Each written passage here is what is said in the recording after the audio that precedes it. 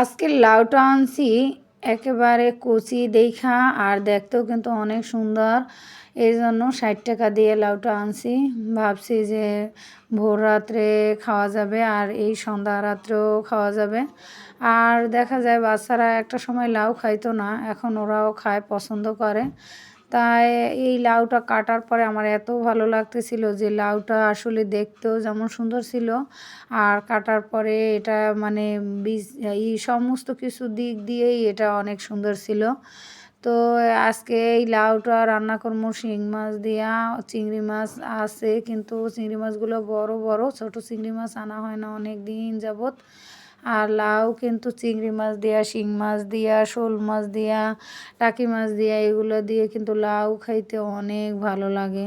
শীতের দিন হয়তো লাউটা খাইতে বেশি ভালো লাগে, কিন্তু এখন মানে শীত গেছে এমতো অবস্থায়ও কিন্তু খাইতে ভালোই লাগে।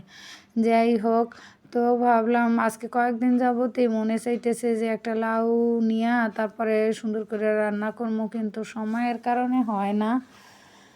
যাই হোক, সব কিছুর মধ্য দিয়েও রান্না তো করতে হইবে, খাইতে হইবে। আজকে রান্না বাড়া শেষ করে তারপরে কাজে বসমু, তার আগে না। কারণ কাজ করতে বসলে দেখা যায় আর উঠতে মনে চায় না, তখন রান্না বাড়াটাও তেমন হয় না। তো আজকে শিং মাছ দিয়ে লাউ রান্না করবো। আমি একটা পোটলা থেকে 2টা শিং মাছ নামাই নিয়েছি। শিং মাছটা একটু ভালো করে ভাজা তারপরে লাউয়ের মধ্যে দেবো। অনেকে কিন্তু ভাজা মাছ পছন্দ করে না, আবার অনেকে কষানো মাছ বেশি পছন্দ করে। কিন্তু আমার বাসায় মাছ না ভাজলে কেউই খাইতে চায় না, আমার কাছেও ভালো লাগে না, একটা অভ্যাসে পরিণত হয়েছে। যাই হোক, শুকুর আলহামদুলিল্লাহ। তো এইখানে আগেই আমি মাছগুলো ভাজা তারপরে এক পাশে সাইড করে রেখে দিছি। আর এখন মশলা কষানোর পরে লাউটা কষাইয়া তারপরে ভাজা মাছগুলা লাউয়ের উপর দিয়ে সাইডে দেওয়া হইবে। আমার মার হাতের রান্না আমার অনেক ভালো লাগে, আমি আমার মার হাতের রান্না কিন্তু অনেক মিস করতেছি। যাই হোক, জানি না কবে মার কাছে যাওয়া হইবে আর কবে মার হাতের রান্না খাবো। আজকের লাউটা আমি মানে কাটার পরে একেবারে অল্প পরিমাণে হয়ে গেছে, আর কষানোর পরে একটু ঝোল দিয়ে দিছি। দেখা যায় এত মজা হয়েছে, লাউটা একেবারে কচি ছিল আর একেবারে টাটকা ছিল।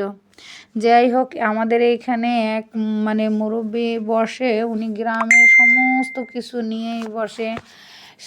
মানে হাঁস, মুরগির ডিম, তারপরে সব ধরনের মানে সবজি আর সে নিয়ে বসে একেবারে টাটকা।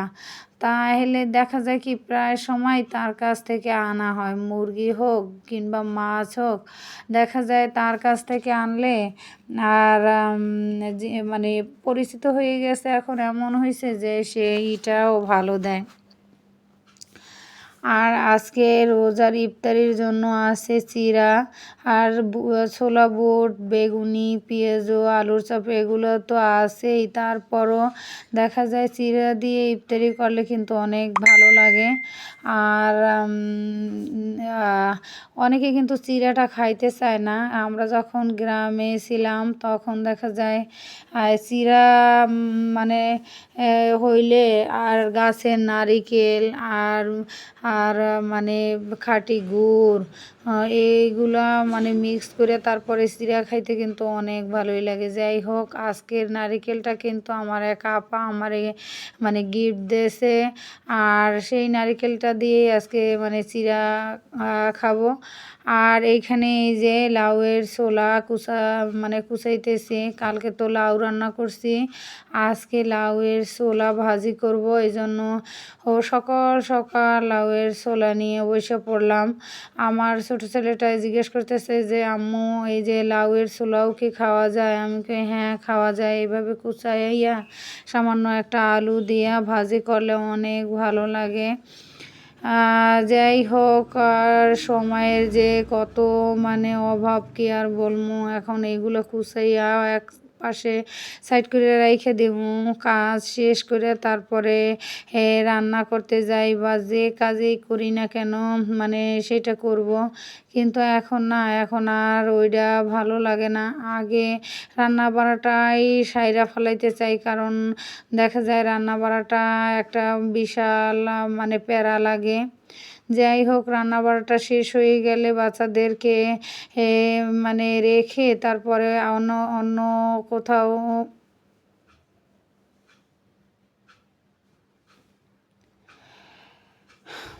লাউয়ের ছোলাগুলো কুচানো হইলে তারপরে একটা আলু দিয়ে আর সুন্দর করে ভাজি করবো। আমি তো প্রায় সময় দেখা যায় লাউ কিনলে তারপরে লাউয়ের ছোলাটা পর্যন্ত আমি ফালাই না, সেটা ভাজিটা কিন্তু খাইতে আমার কাছে অনেক ভালোই লাগে। আর আমার ছোটো ছেলেটা অনেক টমেটো পছন্দ করে। আজকে কয়েকদিন যাবৎ চিন্তা করতেছি যে টমেটো নিয়ে আসবো, ওর জন্য একটু চাটনি বানাই দেবো, কিন্তু সময়ের অভাবের কারণে হয় না। আর আজকে এই টমেটো আনছি, টমেটো সুন্দর করে চার ফালা দিয়া তারপরে চিংড়ি মাছ দিয়া মশলা কষাইয়া একেবারে ভাজা ভাজা করবো। তো দেখা যায় কি রান্নার কাজের ক্ষেত্রে কিন্তু অনেকটা সময় দিতে হয়। আবার তার পাশাপাশি যদি অন্য কাজ মানে করতে চান তাহলে একসাথে দুইটা একটু হযবরল অবস্থা হয়। যেমন আমার মানে বেশিরভাগ ক্ষেত্রেই একটু হযবরলটাই মানে বেশি হয়। যাই হোক, আর এখন কিন্তু এই যে মানে লাউয়ের ছেলা শেষ হয়ে গেছে। এখন আলু কুচাইয়া দিয়া তারপরে মশলাটা দিয়া তারপরে বসাই দেবো। আর এদিকে টমেটো ও মানে কাইটা তারপরে ভুনা ভুনা করবো। অনেক সময় দেখা যায় কি যে টমেটোর চাটনিটা হইলে ওর আর কোনো কিছুই লাগে না, কিন্তু অনেক সময় আবার অনেক বায়না করে, সবসময় যে ভালো থাকে সেরকমও না। যাই হোক, ছেলে মেয়েদের যতক্ষণে মানে তারা বড় না হয় একটার পর একটা বায়না তারা করবেই, এটাই স্বাভাবিক। আর আমি এখন ভাজিটা বসাই দিছি। ভাজিটা হয়ে গেলে তারপরে মানে গ্রুপিং ক্লাস শুরু হয়ে যাবে, ক্লাস করব। তো এই জন্য তাড়াহুড়ো করে রান্নাটা যদি কমপ্লিট হয়ে যায় তাহলে তো আর কোনো ঝামেলা থাকবে না।